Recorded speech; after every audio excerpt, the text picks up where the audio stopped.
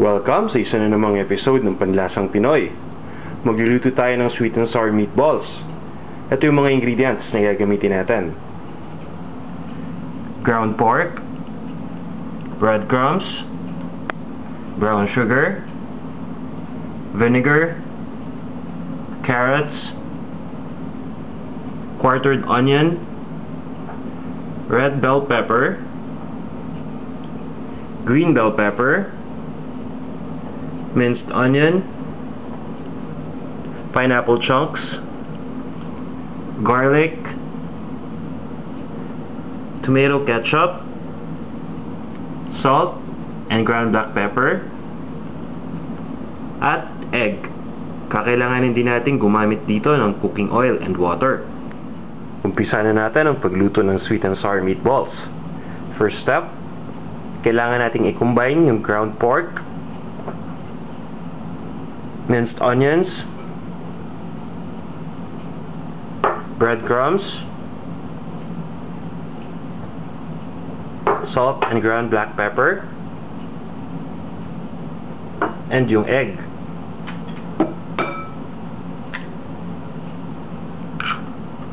Once na makombine na natin, mimix lang natin ito mabuti.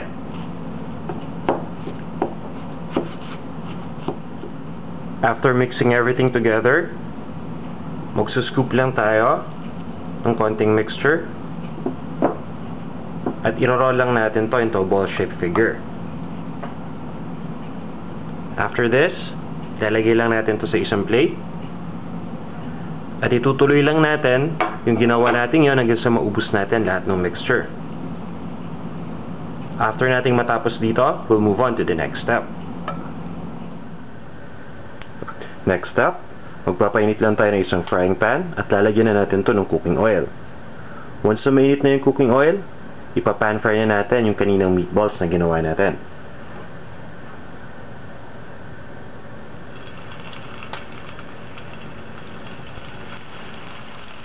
Lulutuin lang natin itong meatballs sandali hanggang sa mag-brown na yung outer side. At habang ginagawa natin to, gagawin muna natin yung sauce. Gagawin na natin yung sweet and sour sauce para sa meatballs. Magpapainit lang tayo ng isang cooking pot at lalagyan na natin to ng cooking oil. Once na mainit na yung oil, isosotay lang natin yung garlic,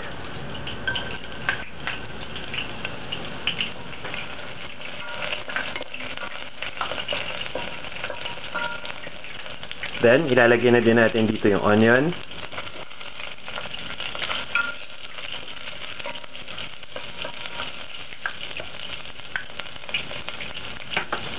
yung carrot,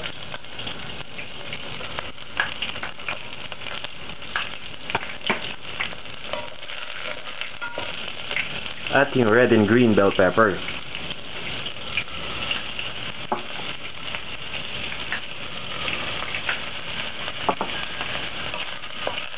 Lulutuin lang natin to for a few minutes, and after this, we'll move on to the next step.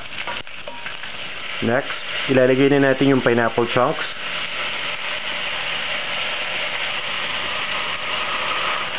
then we'll continue cooking this for a few minutes more. Next, ihalo na natin dito yung tomato ketchup,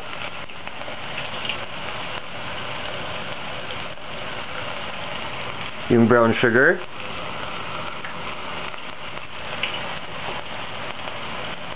at yung vinegar. So stir lang natin to para ma-distribute yung mga ingredients. Then, ilalagay na natin yung water.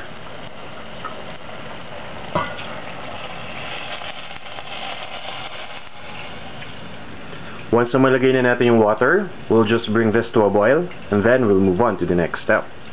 Next, kukuha lang tayo ng cornstarch na diluted in water. Itong ingredient na to, hindi ko nasabi kanina. So, kakailangan din natin ito.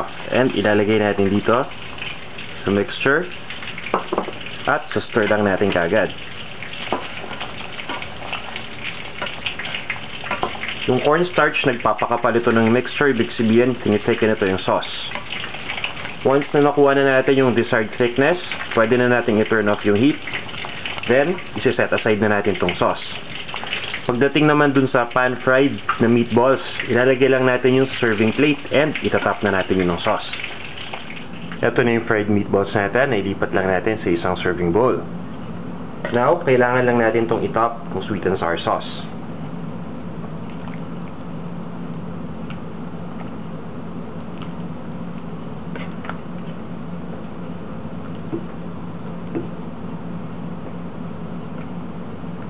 Once na malagay na natin yung sauce, pwede na natin itong iserve.